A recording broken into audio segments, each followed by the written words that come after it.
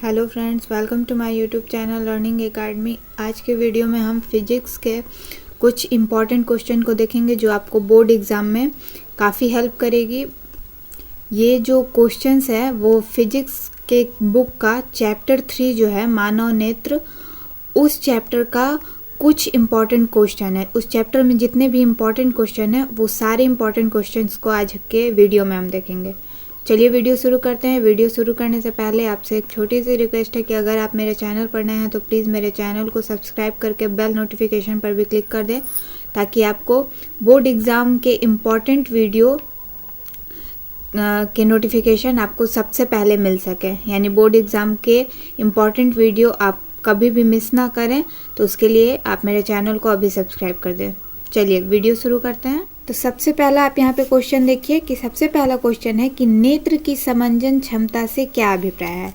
ये इस चैप्टर का सबसे पहला और बहुत इम्पॉर्टेंट क्वेश्चन है।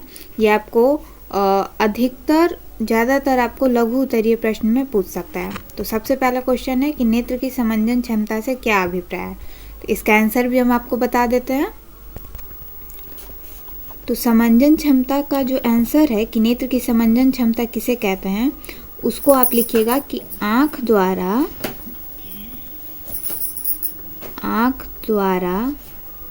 अपने सिलियरी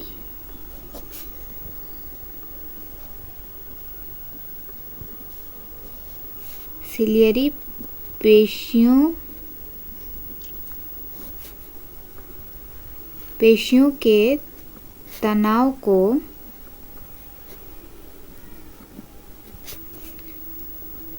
घटा बढ़ाकर अपने लेंस की फोकस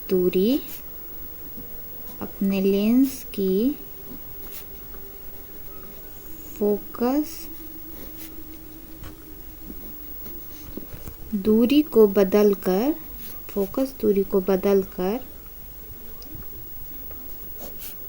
दूर या निकट की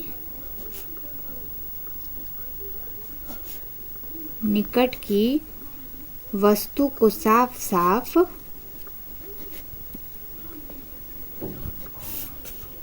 साफ देखने की क्षमता को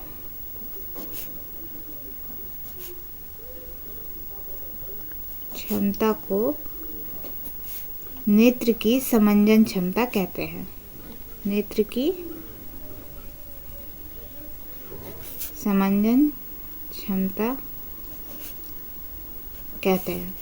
देखिए, ये जो आपसे अभी क्वेश्चन पूछा गया ये उसका आंसर है। अभी हम आपको एक और लाइन इसमें ऐड कर देते हैं, जिससे ये क्वेश्चन का परफेक्ट आंसर बन जाएगा।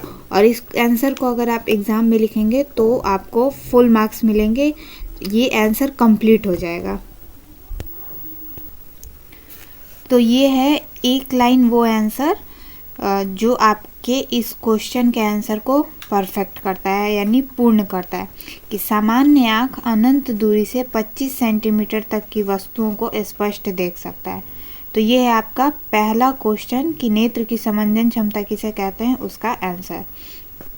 ठीक है, अब दूसरा क्वेश्चन देखते हैं। दूसरा क्वेश्चन आप यहाँ पे देख सकते हैं। दूसरा क्वेश्चन है कि स्पष्ट दृष्टि की न्यूनतम दूरी क्या है। स्पष्ट दृष्टि की न्यूनतम दूरी क्या है। अगर आप इस चैप्टर को पढ़े होंगे तो ये सब जो क्वेश्चन है आपको उस चैप्टर के क्वेश्चन आंसर जो बनाने का दिया चैप्टर के एंड में रहता है, तो वहाँ पे आपको मिला होगा। तो ये सब जो क्वेश्चन है ये आपको बहुत इम्पॉर्टेंट क्वेश्चन है एग्ज़ाम के पॉइंट से, बोर्ड एग्ज़ाम के पॉइंट ऑफ व्यू से। तो ये सब क्वेश्चन को आप याद कर लीजिएगा, ये सब काफ़ी इम्पॉर्टेंट क्वेश्चन है। चलिए सेकंड नंबर क्वेश्चन का आंसर देखते हैं। इसका आंसर हो जाएगा कि जिस न्यूनतम दूरी तक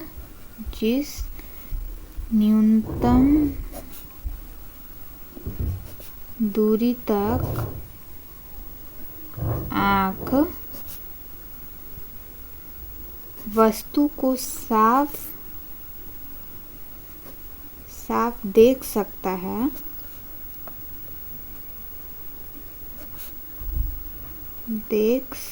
है उसे स्पष्ट दृष्टि की स्पष्ट दृष्टि की न्यूनतम दूरी कहते हैं।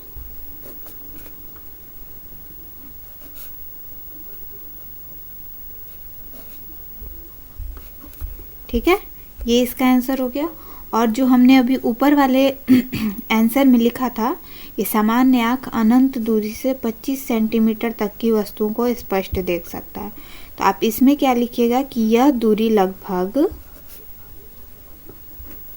क्योंकि इसमें पूछा गया कि स्पष्ट दृष्टि की न्यूनतम दूरी कितनी होती है, इसमें आपको बताना पड़ेगा। यानी कि एक दूरी जो होती है न्यूनतम दूरी की एकदम नज़दीक में, फिर भी वो कितनी आँख जो है कितनी दूर तक स्पष्ट देख सकता है। तो ये दूरी आपकी लगभग 25 सेंटीमीटर होती है, जैसा कि अभी हमने ऊपर वाले आंसर में लिखा है। 25 सेंटीमीटर होती है। ठीक है, सेकंड नंबर क्वेश्चन भी हो गया। थर्ड नंबर क्वेश्चन देखते हैं। थर्ड नंबर क्वेश्चन बहुत इम्पॉर्टेंट क्वेश्चन है, इन दोनों से भी बहुत इम्पॉर्टेंट। वैसे तो हम आज के वीडियो में मोस्ट इम्पॉर्टेंट क्वेश्चन के बारे में ही बात कर रहे हैं, लेकिन ये इसे तो आप बिल्कुल याद रखिएगा, क्योंकि ये हर साल इस क्वेश्चन को अलग अलग रूप में करके आपसे हर एग्ज़ाम में हर साल ये पूछ देता है। ठीक है, आ जाता है एग्ज़ाम में। तो इस चीज़ को तो आप एकदम याद करके रखिएगा, इसमें से आपको एक क्वेश्चन आना ही आना है, ये बिल्कुल 100% गारंटी है। ठीक है, तो ये थर्ड नंबर जो क्वेश्चन है कि दृष्टि दोष क्या है, यह कितने प्रकार का होता है और इनका निवारण कैसे किया जाता है। ठीक है, चलिए इसका आंसर देखते हैं। तो फ्रेंड्स, चूँकि ये क्वेश्चन का आंसर काफ़ी लंबा है, तो हमने आपके लिए ये क्वेश्चन का आंसर लिख लिया है, उसके बाद हम आपको बता रहे हैं। तो क्वेश्चन हमारा था कि दृष्टि दोष किसे कहते हैं, है ना। तो दृष्टि दोष का जो आंसर है कि दृष्टि दोष किसे कहते हैं, उसका आंसर होगा कि नेत्र से बहुत दूर स्थित या निकट के स्थित वस्तुओं का स्पष्ट प्रतिबिंब जब रेटिना पर नहीं बनता है, यानी कि बनाने की क्षमता, यानी कि प्रतिबिंब रेटिना पर बनाने की क्षमता खो देने को दृष्टि दोष कहते हैं। ठीक है, जब नेत्र पे दूर या निकट की पास की वस्तुओं का स्पष्ट प्रतिबिंब रेटिना पर नहीं बनता है, तो उसी को हम दृष्टि दोष कहते हैं। और ये तो क्वेश्चन हो गया कि दृष्टि दोष किसे कहते हैं। हम आपको ये भी बता देते हैं कि आपको एग्ज़ाम में ये क्वेश्चन किन किन तरह से पूछेगा। पहले तो आपसे पूछ सकता है कि दृष्टि दोष किसे कहते हैं और ये कितने तरह के होते हैं। तो आपको दृष्टि दोष का डेफिनेशन लिखना होगा, और ये जितने तरह के होते हैं, जिसमें क्या होता है कि निकट दृष्टि दोष, दूर दृष्टि दोष और तीसरा जरा दूरदर्शिता, 3 प्रकार के दृष्टि दोष होते हैं। फिर आपसे या तो इन तीनों का डेफिनेशन भी कह सकता है लिखने को कि विस्तृत वर्णन दें, या फिर आपको इनका सिर्फ निवारण पूछ सकता है कि इन दोष को कैसे दूर किया जा सकता है। ठीक है, तो जैसा कि पहला है निकट दृष्टि दोष। ठीक है, या फिर हम इसका यहाँ पे क्लियर ये देख लेते हैं कि इसका डेफिनेशन क्या होता है कि निकट दृष्टि दोष किसे कहते हैं। तो निकट दृष्टि दोष किसे कहते हैं ये तो हम आपको यहाँ पे बता देते हैं। उससे पहले हम आपको ये बता दें कि कभी कभी दृष्टि दोष ना पूछ करके आपसे ये भी पूछ सकता है कि निकट दृष्टि दोष किसे कहते हैं, ये किसके कारण होता है, ये क्यों होता है और इसका निवारण क्या है, यानी कि इसको दूर कैसे किया जा सकता है। या फिर वैसे ही आपको दूर दृष्टि दोष में पूछ सकता है कि दूर दृष्टि दोष किसे कहते हैं और इसका निवारण क्या है या क्यों होता है, ये भी पूछ सकता है आपको एग्ज़ाम में। या फिर जरा दूरदर्शिता के बारे में पूछ सकता है, लेकिन अक्सर निकट दृष्टि दोष और दूर दृष्टि दोष के बारे में ही पूछा जाता है। ये दोनों आपके लिए बोर्ड एग्ज़ाम के पॉइंट ऑफ व्यू से ये दोनों क्वेश्चन आपके लिए इम्पॉर्टेंट है।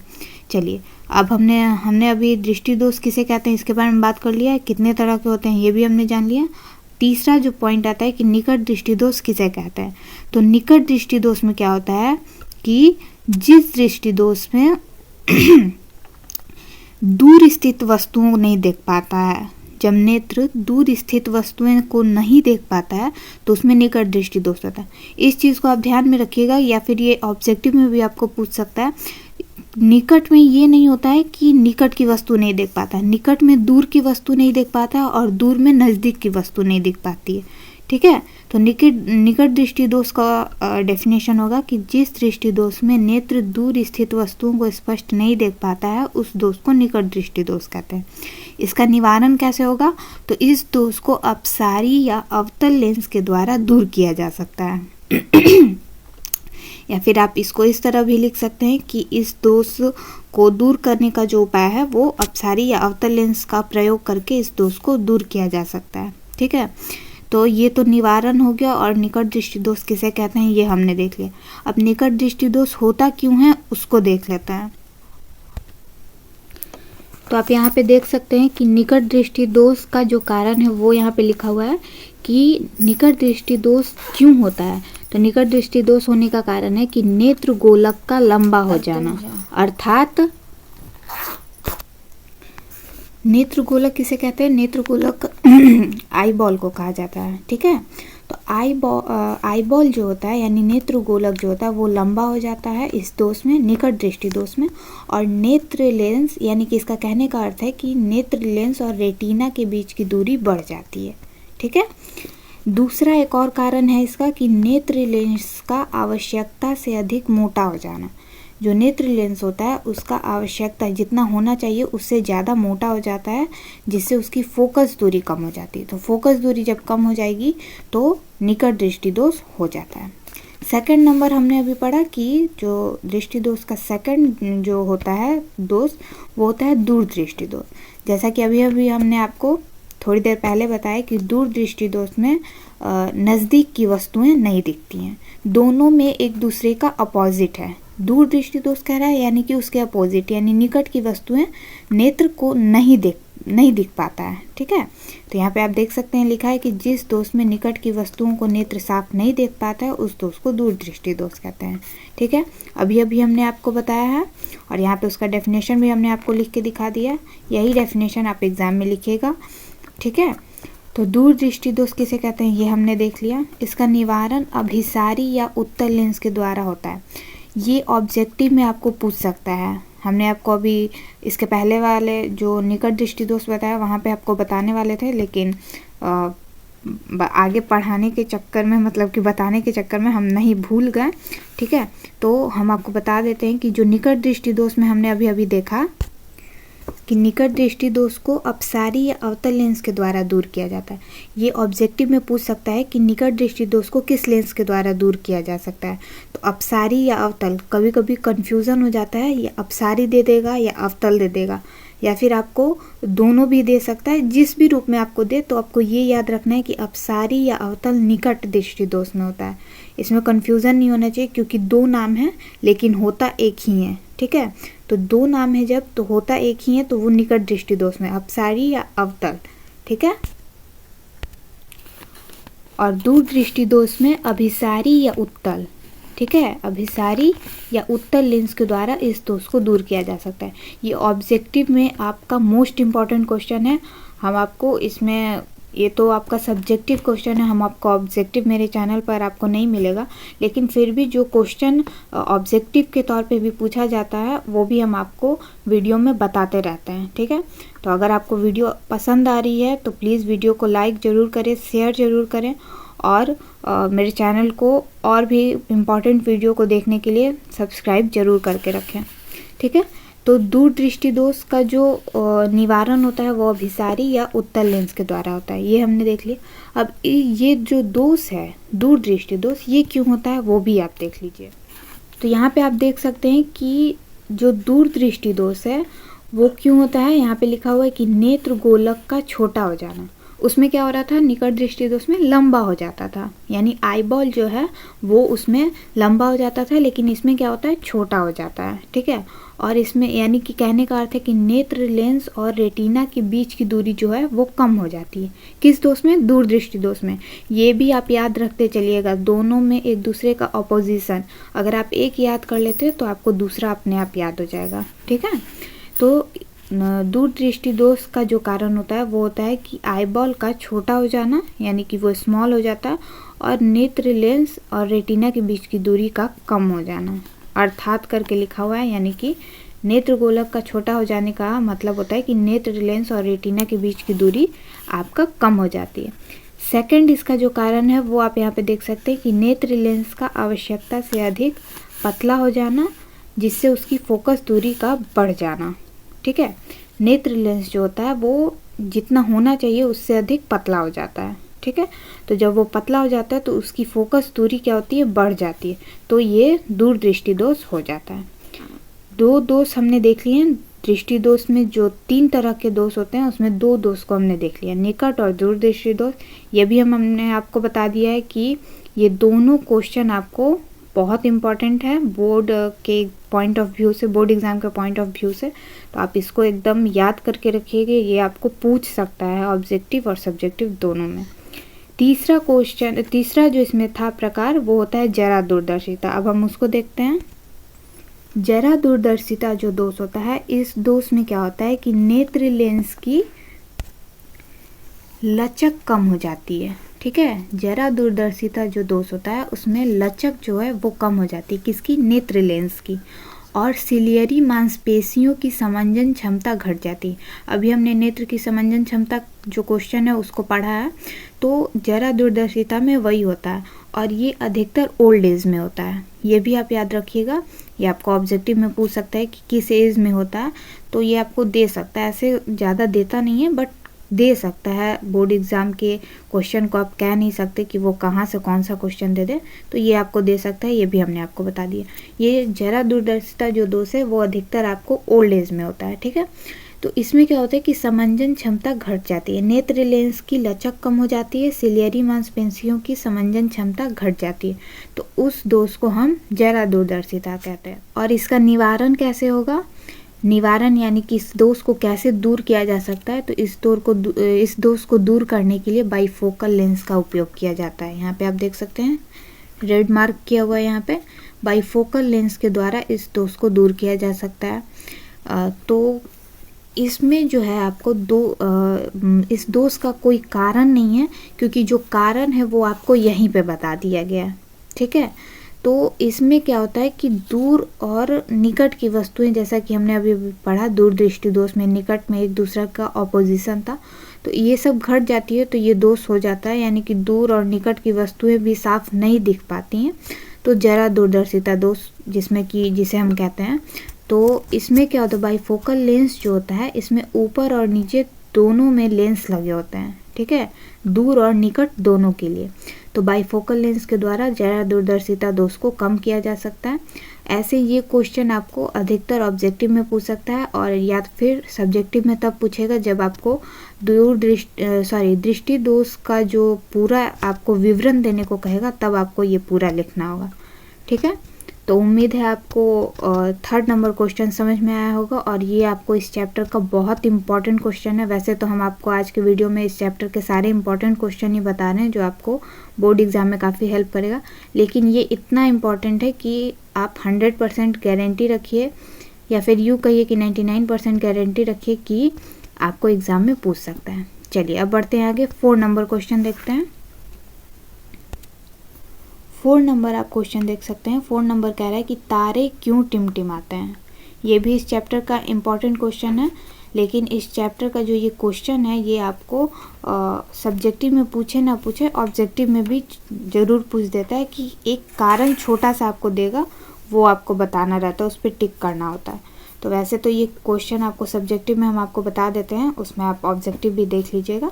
तो 4 नंबर क्वेश्चन का आंसर देखते हैं। तो फ्रेंड्स आप यहाँ पे 4 नंबर क्वेश्चन का आंसर देख सकते हैं। 4 नंबर हमारा क्वेश्चन था कि तारे क्यों टिमटिमाते हैं।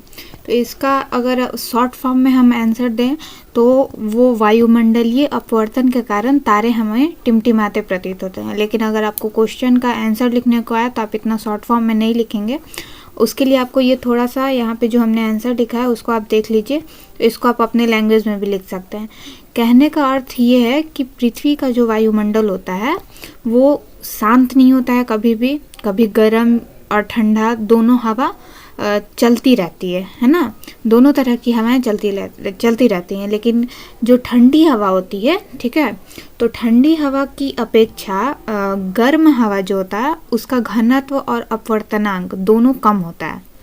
ठंडी हवा की अपेक्षा गर्म हवा का घनत्व और अपवर्तनांक दोनों कम होता है, ठीक है। इसलिए तारों से प्रेक्षक तक, प्रेक्षक यानी कि जो तारों को देखता है वहाँ तक जो तारे की किरणें, मतलब तारों से प्रेक्षक तक पहुँचने वाली जो किरणें होती हैं, यानी कि तारे से जो लाइट आ रहा है और जो उस तारे को देख रहा है उसके बीच में जो किरण आ रही है, उसको वो जो होता है किरण वायुमंडलीय अपवर्तनांक के कारण उसमें परिवर्तन हो जाता है, ठीक है। और परिवर्तन होने के कारण वो किरण जो होता है वो अगल बगल कहीं मुड़ जाता है। तो मुड़ने के कारण तारे का जो प्रकाश होता है वो या तो कट जाता है या फिर कम हो जाता है, तो जिसको हम कहते हैं कि तारे टिमटिमा रहे हैं। तो कहने का अर्थ यही है कि वायुमंडलीय अपवर्तनांक के कारण तारे टिमटिमाते प्रतीत होते हैं। और अगर आपको क्वेश्चन आएगा कि तारे क्यों टिमटिमाते हैं, मतलब तारे टिमटिमाते हैं क्यों, इसका फुल आंसर अगर आपको लिखना होगा लघु उत्तरीय में, तो आप इस आंसर को लिखेंगे, ठीक है। यहाँ पे आपको ये आंसर दिख रहा है, इस आंसर को आप लिखेंगे तो आपको नंबर मिल जाएगा। चलिए 5 नंबर क्वेश्चन देखते हैं। तो फ्रेंड्स यहाँ पे आप 5 नंबर क्वेश्चन देख सकते हैं। 5 नंबर क्वेश्चन भी बहुत इंपॉर्टेंट क्वेश्चन है कि प्रकाश के प्रकीर्णन से आप क्या समझते हैं। कभी कभी क्या होता है कि लघु उत्तरीय में नहीं, लेकिन दीर्घ उत्तरीय में क्या होता है कि वो 5 नंबर्स का क्वेश्चन होता है। 5 नंबर में क्या करता है, आपको 2-3 वर्ड दे देता है, जैसे प्रकाश के प्रकीर्णन, वर्ण विक्षेपण, इस चैप्टर के उनको आपको डिफाइन करना होता है, ठीक है। दे देगा कि इनको परिभाषित करिए, तो उसमें प्रकाश के प्रकीर्णन को दे देगा, नेत्र की समंजन क्षमता दे देगा, या फिर इस चैप्टर में और भी क्वेश्चन है जैसे वर्ण विक्षेपण, वर्णपट, इन सबको डिफाइन करने को कह देगा। तो इस तरह से भी आपको एग्जाम में क्वेश्चन पूछ सकता है। फिलहाल हम अपने टॉपिक पे आते हैं। टॉपिक में 5 नंबर क्वेश्चन है कि प्रकाश के प्रकीर्णन से आप क्या समझते हैं। चलिए इस क्वेश्चन का आंसर देखते हैं। इस क्वेश्चन का आंसर होता है कि जब लिखने से पहले हम आपको बता देते हैं अपने भाषा में, अपने लैंग्वेज में, कि आखिर प्रकाश का प्रकीर्णन कहते किसे। तो ये जो इसका आंसर होता है कि जब किसी कण पर पड़कर, कण जो होता है उस पर पड़कर जब लाइट जो है, प्रकाश जो है, एक अंश के विभिन्न दिशाओं में छितराने को, यानी कि अलग अलग जो डायरेक्शन होता है उसमें वो फैल जाता है, ठीक है। अलग अलग, जिसको हम छितराना कहते हैं कि छितरा जाता है, अलग अलग जो होता है, जितनी भी डायरेक्शन होती है उसमें अलग अलग तरह से वो छितरा जाता है, तो उसको प्रकाश का प्रकीर्णन कहते हैं, या इंग्लिश में आप यूँ कहें कि स्कैटरिंग ऑफ लाइट कहते हैं। चलिए इसका हम लोग डेफिनेशन लिखते हैं। यहाँ पे स्कैटरिंग ऑफ लाइट का यहाँ पे हम डेफिनेशन लिखेंगे, प्रकाश का प्रकीर्णन, ठीक है। तो इसका आंसर है कि किसी कण पर पड़कर, किसी कण पर पड़कर प्रकाश के एक अंश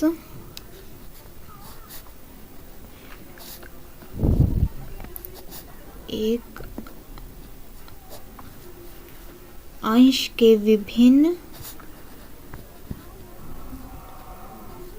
दिशाओं में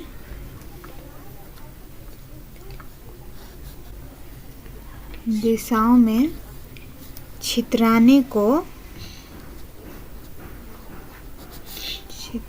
को प्रकाश का प्रकीर्णन कहते हैं।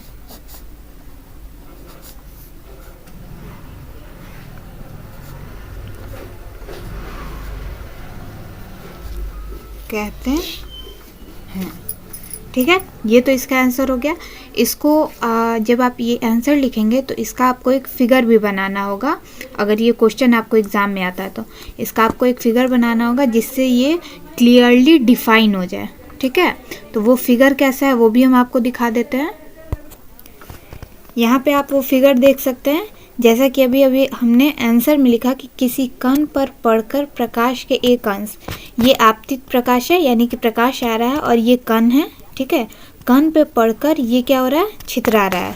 यहाँ पे आप देख सकते हैं, यहाँ पे आपका लिखा हुआ है प्रकीर्णित प्रकाश। प्रकीर्णित प्रकाश किसे कहते हैं कि जब वो छितरा जाता है कण पर पड़कर। तो यहाँ पे आप देख सकते हैं कण पर पड़ने के बाद ये प्रकाश अलग अलग दिशाओं में छितरा गया, और ये है प्रकाश का शेष भाग, जो बचा हुआ रहता है वो आगे चला गया। तो उसी को हम, ये जो बीच वाला जो पार्ट है, इसी को प्रकाश का प्रकीर्णन कहते हैं। यानी कि मेन पॉइंट है कि जब कण पर पड़कर, किसी भी कण पर पड़कर प्रकाश के एक अंश के विभिन्न दिशाओं में छितराने को प्रकाश का प्रकीर्णन कहते हैं। और जब आप ये आंसर लिखेंगे उसके साथ ये फिगर बनाइएगा ज़रूर, ये बहुत इंपॉर्टेंट फिगर है, वरना आपको फुल मार्क्स एग्ज़ाम में नहीं मिलेगा। ये बना दीजिएगा तो एक अलग जो कॉपी चेक करते हैं उनको एक अलग प्रभाव मिलता है कि आपने इसके साथ इसको फिगर को बना के अच्छे से डिफाइन किया है। तो ये भी बहुत इम्पॉर्टेंट होता है, अगर किसी आंसर में उसका फिगर है समझाने के लिए तो आप उसको ज़रूर बनाइएगा। फिगर बनाने से डरना नहीं है और ये फिगर बहुत आसान है, ठीक है। 5 नंबर क्वेश्चन हमने देख लिया। नेक्स्ट बढ़ते हैं आगे, 6 नंबर क्वेश्चन देखते हैं। तो फ्रेंड्स आप यहाँ पे 6 नंबर क्वेश्चन देख सकते हैं कि प्रकाश वर्णपट यानी कि स्पेक्ट्रम क्या है। ये भी इस चैप्टर का बहुत इंपॉर्टेंट क्वेश्चन है। ये आपको दीर्घ उत्तरीय और लघु उत्तरीय किसी में भी पूछ सकता है।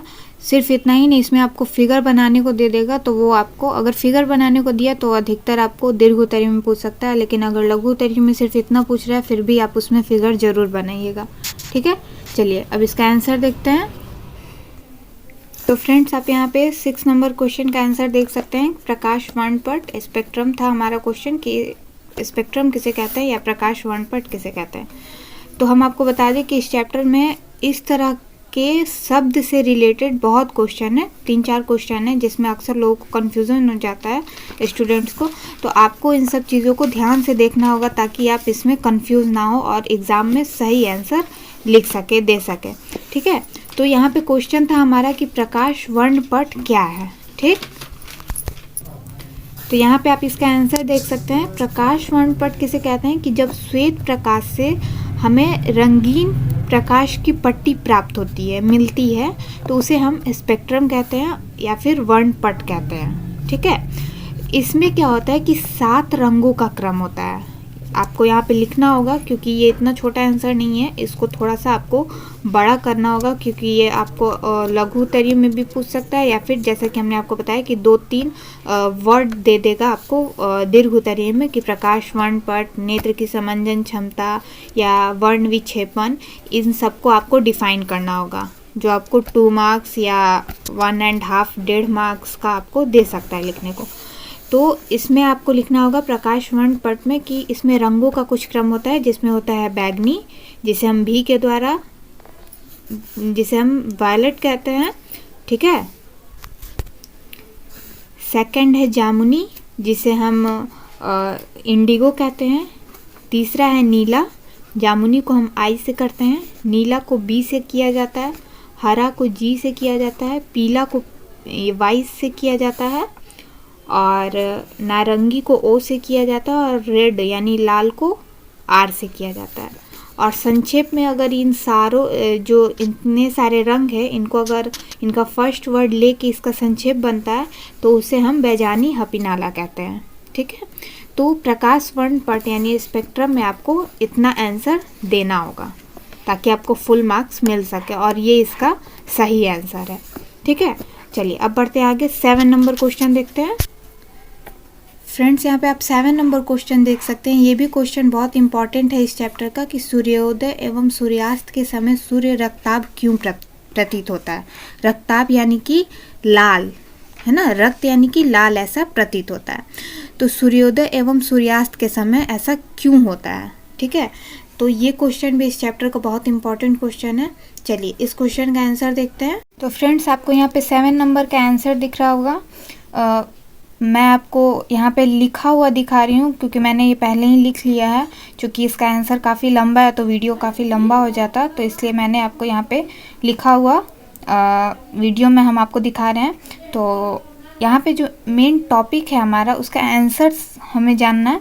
तो आंसर क्वेश्चन था हमारा कि सूर्योदय और सूर्यास्त के समय यानी सनराइज और सनसेट के समय जो सन है वो लाल क्यों प्रतीत होता है, रक्ताभ क्यों प्रतीत होता है। तो वो इसलिए होता है क्योंकि वायुमंडल से होकर जब सूर्य के प्रकाश को जब वायुमंडल से सूर्य का प्रकाश गुजरता है तो उस समय क्या होता है कि सूर्य के प्रकाश को अधिक दूरी तय करनी पड़ती है, दूरी ज़्यादा तय करनी पड़ती है और इसे अधिक कणों से गुजरना पड़ता है, ठीक है, जिसमें मुख्यतः नीले रंग को प्रकीर्णित कर देता है, ठीक है, मुख्यतः नीले रंग को प्रकीर्णित कर देते हैं।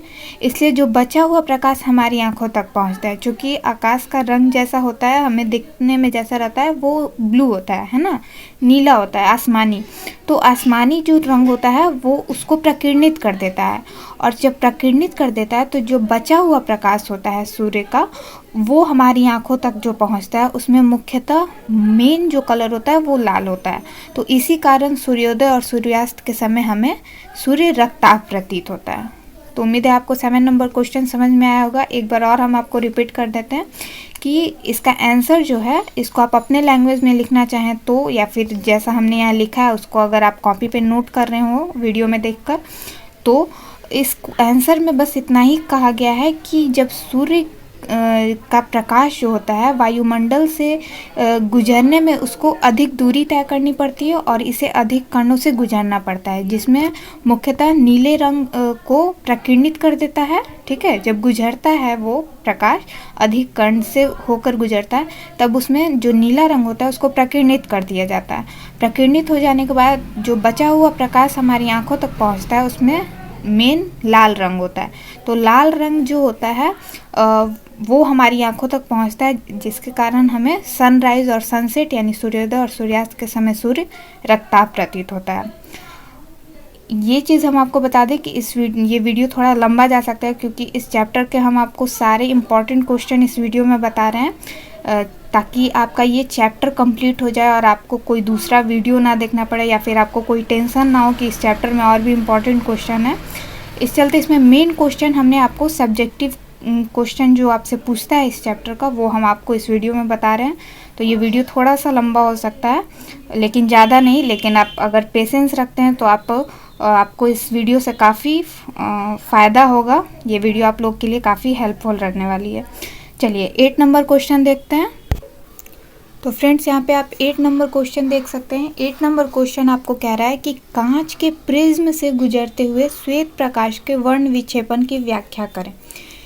ये जो क्वेश्चन है ये आपको दो तरह से दे सकता है। या तो पूछ सकता है कि प्रकाश के वर्ण विक्षेपण की व्याख्या करें, या फिर प्रकाश के वर्ण विक्षेपण किसे कहते हैं उसको आपको डिफाइन करने को दे सकता है, या फिर एक ये क्वेश्चन। दो तरह से ये क्वेश्चन आपको दे सकता है, जिसमें आपको दोनों का आंसर एक ही है, आपको वो लिखना होगा, ठीक है। चलिए इस क्वेश्चन का आंसर देखते हैं।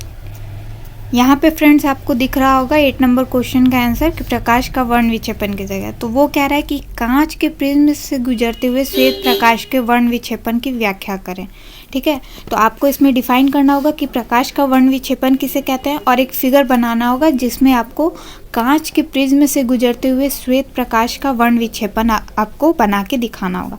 तो प्रकाश का वर्ण विक्षेपण किसे कहते हैं, आप पहले ये समझ लीजिए कि श्वेत प्रकाश, ठीक है, यहाँ पे आपको आंसर दिख सकता है कि श्वेत प्रकाश विभिन्न रंगों में विभक्त होने की घटना को, जो श्वेत प्रकाश होता है, यहाँ पे के छूट गया था, तो श्वेत प्रकाश के विभिन्न रंगों में विभक्त होने की घटना को प्रकाश का वर्ण विक्षेपण कहते हैं।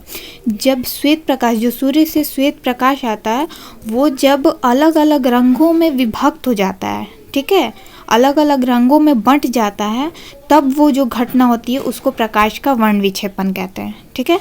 तो स्पेक्ट्रम, जैसा कि हमने अभी अभी आपको कहा कि स्पेक्ट्रम यानी कि प्रकाश वर्णपट, प्रकाश का वर्ण विक्षेपण, ये जो क्वेश्चंस हैं ये काफ़ी मिलते जुलते क्वेश्चन है, लेकिन इसमें बहुत अंतर है। वर्ड आपको देख के थोड़ा कन्फ्यूज़न हो सकता है, लेकिन इस क्वेश्चन में बहुत अंतर है। तो इस चीज़ को आप ध्यान में रखिएगा कि वर्णपट यानी कि स्पेक्ट्रम किसे कहते हैं, और प्रकाश का वर्ण विक्षेपण यानी कि डिस्पर्शन किसे कहते हैं, ठीक है। तो इस चीज़ को आपको ध्यान में रखना है। चलिए हम आपको इसमें वो फिगर दिखाते हैं जो इस क्वेश्चन का मेन आंसर है। तो फ्रेंड्स, ये है वो आंसर, यानी कि ये है वो फिगर जिसके थ्रू आप, जो क्वेश्चन में पूछा गया है आपसे कि कांच के प्रिज्म से गुजरते हुए श्वेत प्रकाश का वर्ण विक्षेपण की व्याख्या करिए, मतलब प्रकाश का वर्ण विक्षेपण की व्याख्या करिए, तो ये फिगर आपको बनाना है, ठीक है। ये हो गया आपका प्रिज्म, यहाँ सूर्य का प्रकाश, ठीक है, जो एक छिद्र से होकर गुजर रहा है, गुजरने के बाद प्रिज्म से जब होकर वो दूसरी तरफ बाहर निकलता है, तो वो ये 7 रंगों में विभक्त हो जाता है। 7 रंग, जैसा कि हमने आपको 6 नंबर क्वेश्चन में बताया, बैजानी हपीनाला, है ना, शॉर्ट फॉर्म, जिसमें बैगनी है, जामुनी है, नीला है, हरा है, पीला है, नारंगी है और लाल है।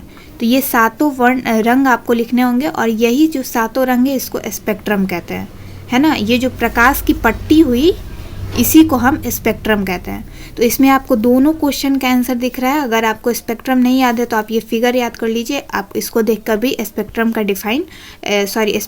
का डेफिनेशन लिख सकते हैं, स्पेक्ट्रम को डिफाइन कर सकते हैं। तो ये हो गया आपका प्रकाश, श्वेत प्रकाश का वर्ण विक्षेपण कांच के प्रिज्म से गुजरते हुए, है ना। तो ये प्रिज्म हो गया, ये सूर्य का श्वेत प्रकाश, है ना, सन का लाइट हो गया। और ये हो गया आपका 7 रंगों में जो विभक्त हुआ है स्पेक्ट्रम या वर्णपट, जिसको हम कहते हैं दूसरी तरफ निकल के जो 7 रंगों में विभक्त हुआ उसको आप वर्णपट या स्पेक्ट्रम जो कहें।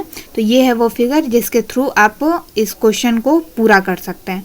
तो आपको प्रकाश का वर्ण विक्षेपण का जो डेफिनेशन हमने आपको बताया वो भी आपको अगर लिख देते हैं तो ये क्वेश्चन का आंसर काफ़ी परफेक्ट होगा, आपको फुल मार्क्स इसमें मिल जाएंगे। चलिए अब बढ़ते हैं आगे, 9 नंबर क्वेश्चन देखते हैं। तो फ्रेंड्स आपको यहाँ पे 9 नंबर भी क्वेश्चन दिख रहा है इस चैप्टर का और 10 नंबर भी क्वेश्चन दिख रहा है। 9 नंबर क्वेश्चन है कि कोलाइड किसे कहते हैं। ये अधिकतर अगर आपको दीर्घ उत्तरीय में पूछ भी रहा है तो आपको क्या करेगा कि कोलाइड, टिंडल प्रभाव या 2-3 आपको और प्रकाश वर्णपट, ये सब आपको वर्ड होगा कि इनको आपको व्याख्या करना है, मतलब इसका डिफाइन करना होगा। अधिकतर ये लघु उत्तरीय में टिंडल प्रभाव किसे कहते हैं ये ज़्यादा पूछता है, ठीक है। तो 9 नंबर क्वेश्चन है कोलाइड किसे कहते हैं और 10 नंबर है कि टिंडल प्रभाव यानी टिंडल इफेक्ट किसे कहते हैं। चलिए इस दोनों का आंसर देख लेते हैं। इन दोनों का आंसर देखने से पहले हम आपको बता दें कि ये इस चैप्टर के 10 इम्पॉर्टेंट क्वेश्चन थे जो आपको एग्ज़ाम में पूछ सकता है। बोर्ड एग्ज़ाम किसी भी साल के 2023 हो 24 हो, बोर्ड एग्ज़ाम के लिए ये काफ़ी इम्पॉर्टेंट क्वेश्चन है फिजिक्स के चैप्टर 3 का।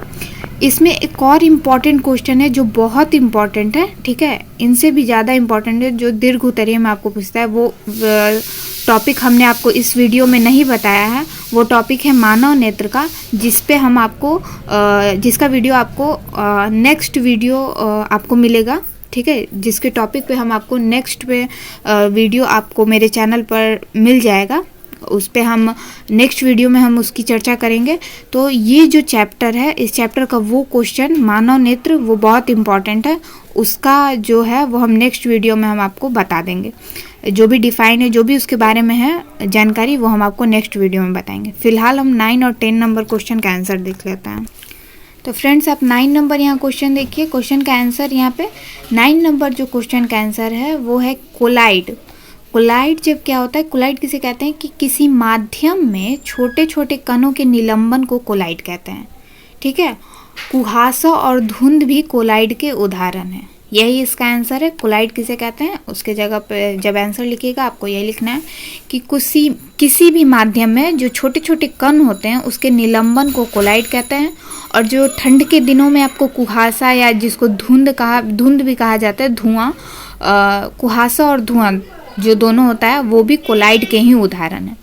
10 नंबर क्वेश्चन था टिंडल इफेक्ट। टिंडल इफेक्ट काफ़ी इंपॉर्टेंट क्वेश्चन है। जब किसी कोलाइडीय विलयन में, ये तो कोलाइड हो गया, अब कोलाइड को ही इसमें इंक्लूड किया गया है कि किसी कोलाइडीय विलयन में निलंबित कणों से प्रकाश के प्रकीर्णन को, जो प्रकाश के प्रकीर्णन अभी हमने पढ़ा है ना, मतलब कुछ देर पहले आपने पढ़ा होगा 3 या 4 नंबर क्वेश्चन में, 5 नंबर क्वेश्चन में आपने पढ़ा है प्रकाश का प्रकीर्णन। वही चीज़ यहाँ पे कह रहा है कि जब निलंबित कणों से प्रकाश के प्रकीर्णन को जो होता है, कोलाइडीय विलयन में निलंबित कणों से प्रकाश के प्रकीर्णन को, यानी कि प्रकाश जो छितराता है कोलाइडीय विलयन में निलंबित कणों से जो प्रकाश छितरा जाता है, यानी प्रकाश का जो प्रकीर्णन हो जाता है, उसको टिंडल इफेक्ट कहते हैं, ठीक है, क्लियर। अब जो है इस चैप्टर का हमने आपको सारे सब्जेक्टिव इम्पॉर्टेंट क्वेश्चन बता दिए, कुछ ऑब्जेक्टिव भी 1-2 बता दिए हैं। 2-3 ऑब्जेक्टिव इस चैप्टर के हैं। जैसे कि हमने आपको कहा कि मेरे चैनल पर आपको ऑब्जेक्टिव नहीं मिलेगा किसी भी सब्जेक्ट का, लेकिन चैप्टर जब हम सब्जेक्टिव आपको बताते हैं तो उसमें अगर कुछ ऑब्जेक्टिव हैं तो अगर हम मेरे बताने लायक, अगर हमको सही लगता है, अगर हमको अच्छा लगता है तो हम आपको वो भी बताते चलते हैं, क्वेश्चन से अगर इंक्लूड कोई ऑब्जेक्टिव क्वेश्चन रहता है तो इस चैप्टर में और इस क्वेश्चन से यहाँ पे जितने भी क्वेश्चन बताए उसमें कुछ इंक्लूड है ऑब्जेक्टिव क्वेश्चन उसमें, वो हम आपको बता देते हैं। यहाँ पे आप देख सकते हैं कि जैसा कि हमने अभी जो प्रकाश का वर्णपट पढ़ा उससे ये क्वेश्चन मिला हुआ है कि जो बैगनी रंग के प्रकाश का तरंगदैर्घ्य होता है वो सबसे कम होता है। ये आपको ऑब्जेक्टिव में पूछ सकता है कि किस रंग के प्रकाश का तरंगदैर्घ्य सबसे कम होता है। तो आपको ऑप्शन में जो भी देगा तो आपको बैगनी में टिक लगाना है। और लाल रंग का प्रकाश का तरंगदैर्घ्य सबसे अधिक होता है, ठीक है। तो ये भी आपको पूछ सकता है, ये इंपॉर्टेंट पॉइंट है इस चैप्टर का ऑब्जेक्टिव के तौर पे। और दूसरा आपको दिख रहा है कि श्वेत प्रकाश का वर्ण विक्षेपण में बैगनी रंग का विचलन सबसे अधिक होता है। जो सूर्य का प्रकाश होता है श्वेत प्रकाश, उसका वर्ण विक्षेपण जो होता है ना, तो वर्ण विक्षेपण में बैगनी रंग का जो विचलन होता है सबसे अधिक होता है और लाल रंग का जो विचलन होता है वो सबसे कम होता है। इस चीज़ का आपको खास ध्यान रखना है, ये भी बहुत इंपॉर्टेंट पॉइंट है इस चैप्टर का। नेक्स्ट जो इस चैप्टर का इम्पॉर्टेंट पॉइंट है वो हम आपको बुक में दिखा देते हैं। वो हमने कॉपी पर नहीं बनाया है, वो आपके बुक में भी मिल जाएगा अगर आप एनसीईआरटी बुक से पढ़ते हैं या फिर भारतीय भवन बुक से पढ़ते हैं। अगर नहीं मिलता है तो आप इस वीडियो को पॉज करके उस चित्र को आप बना लीजिएगा, ठीक है। वो हम आपको दिखा देते हैं। ये है वो इस चैप्टर का इम्पॉर्टेंट पॉइंट। यहाँ पे आप देख सकते हैं लिखा है कि प्रकाश के विभिन्न वर्ण और उसके तरंगदैर्घ्य। ये पूछता है आपको कि बैगनी रंग का जो तरंगदैर्घ्य होता है वो कितने नैनोमीटर में होता है।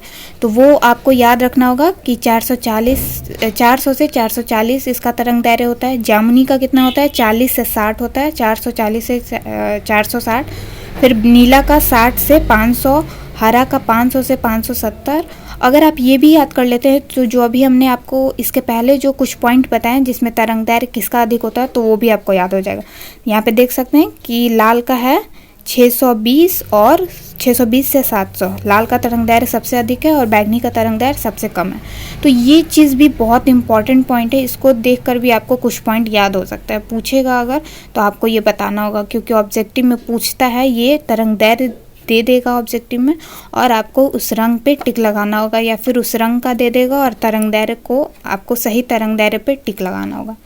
ये एक इम्पॉर्टेंट पॉइंट हो गया। एक और इम्पॉर्टेंट पॉइंट है वो हम आपको बता देते हैं। यहाँ पे आपको एक इम्पॉर्टेंट क्वेश्चन दिख रहा है, ये बहुत इंपॉर्टेंट है, आपको पूछ सकता है कि प्रकाश के तरंगदैर्घ्य को एक अन्य मात्रक एंगस्ट्रम है ना, ए के ऊपर डिग्री का ये दिया हुआ है उसमें व्यक्त किया जाता है। एंगस्ट्रम का प्रतीक होता है ए पर ऊपर डिग्री ऐसा रहता है गोल, यही इसका प्रतीक है। और 1 एंगस्ट्रम बराबर होता है 10 और इसका पावर होता है -10 m, ठीक है। तो ये भी आपको पूछ सकता है एग्जाम में कि इसका एंगस्ट्रम का प्रतीक क्या होता है, ठीक है। और 1 एंगस्ट्रम बराबर कितना हो सकता है ये भी आपको ऑब्जेक्टिव में दे सकता है, तो आपको इस पर टिक लगाना होगा। तो उम्मीद है आपको आज का वीडियो पसंद आया होगा। तो मैंने आपको इस चैप्टर के सारे इम्पॉर्टेंट क्वेश्चन बता दिए हैं।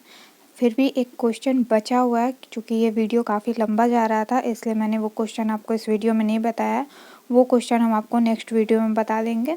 तो अगर आपको आज की वीडियो में कहीं कोई कन्फ्यूज़न हुआ हो, कहीं कोई दिक्कत हुई हो तो आप मुझसे कमेंट सेक्शन में कमेंट करके पूछ सकते हैं। और आप ये सारे क्वेश्चन अच्छे से याद कर लीजिएगा, ये आपको बोर्ड एग्ज़ाम में काफ़ी हेल्प करेंगे, ठीक है। तो उम्मीद है आपको आज का वीडियो पसंद आया होगा। वीडियो पसंद आया तो वीडियो को प्लीज़ लाइक करें, शेयर करें और चैनल को सब्सक्राइब करना बिल्कुल ना भूलें, ताकि आपको बोर्ड एग्ज़ाम के सारे इंपॉर्टेंट क्वेश्चन के नोटिफिकेशन सबसे पहले मिल सके। Thank you.